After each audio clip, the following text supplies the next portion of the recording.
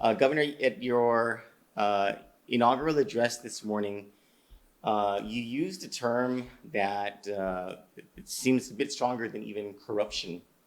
And you talked about the plundering of the Commonwealth's government and its resources. And I want to ask you, as you've taken office and through your transition, what have you discovered about the extent of corruption?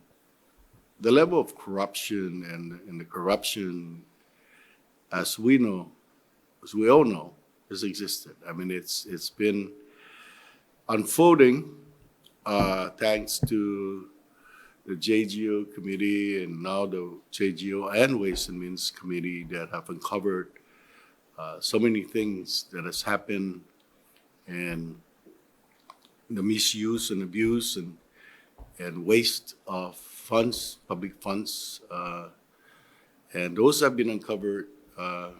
But you know, in my speech, I was very reluctant to use those terminologies. But what has happened in the last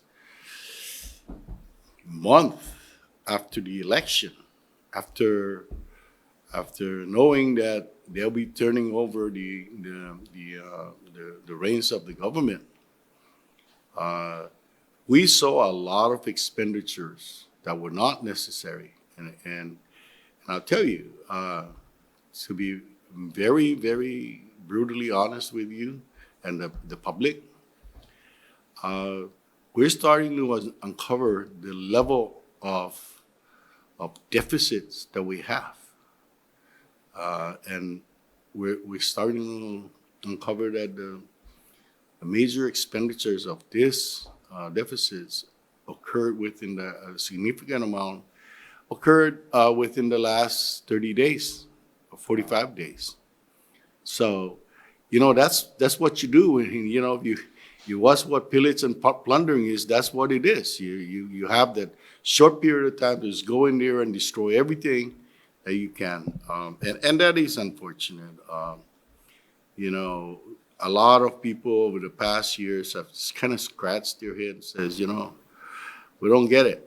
We don't understand why the Commonwealth has to go there at all.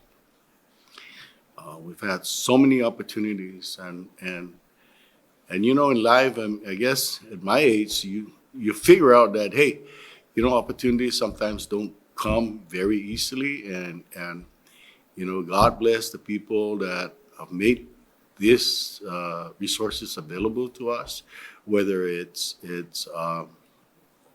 Department of Defense, whether it's the Justice Department, I mean, or the Treasury, or through Kalili's work, or through OIA.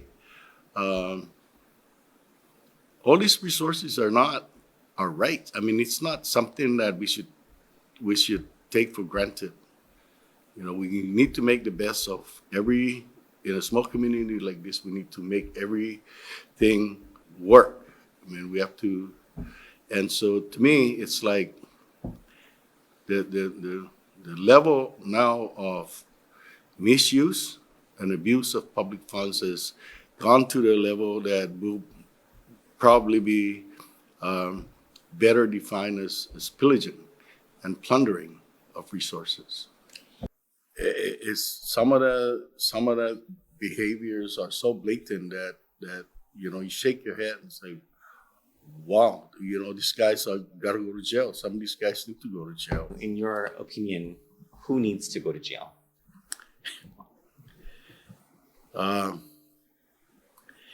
You know, but whoever has to be held accountable when all the things, and if it's the governor that has to go there, the previous governor has to go to jail, he has to go to jail. And if it's the Secretary of Finance has to go to jail, I tell you, and I hate to say this, but on many occasions, many occasions, when I sit around and they're talking about this plan, I say, well, you got to be very careful because one, those are federal funds. The other ones, even if they're not federal funds, even if it's public funds, you know, and I said that to Larissa Larson also, and she understood that, obviously, and I said it to Dave, and I say, look at our Constitution and laws. Because in those, it says the Secretary of Finance shall be personally and criminally liable for abuse and misuse of public funds. He's supposed to be our gatekeeper. And sometimes they snicker about it and look at me and call him a crazy old guy. But no, that's, in our history, there was a Secretary of Finance that was there for only 3 weeks. She lasted only 3 weeks because she turned in her resignation. Because at the time, the governor asked her to do something. She says, I ain't going to do it. It's against the law, and I'm going to tell you, you shouldn't do it. It's against the Planning and Budgeting Act or other laws. And so if you insist on doing it, I'm going to resign. So she resigned.